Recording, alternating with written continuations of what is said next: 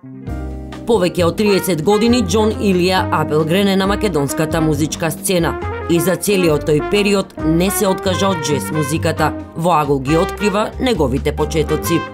Почнав со рок состав, се викаше Деус, настапувавме на рок фестивали, на разни смотри со рок бендови на Сајмиште, Скопско, и имавме 2 самостојни концерти во Скопје и по кафичи настапувавме.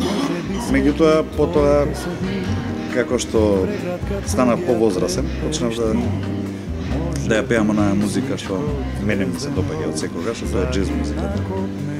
И од 90-та година пеам џез. Џон Илија Апелгрен во Агол сподели што е неопходно да се остане и опстане со џез музиката во Македонија. Морате да имате талент секако, меѓутоа најбитно е да имате многу работа вложено во својот талент, односно во развивањето на својата уметничка вештина. А како џезот повторно да го привлече вниманието на љубителите на музиката. Добро е што во Штип има џез академија. Тоа значи дека таа ќе произведе џез музичари.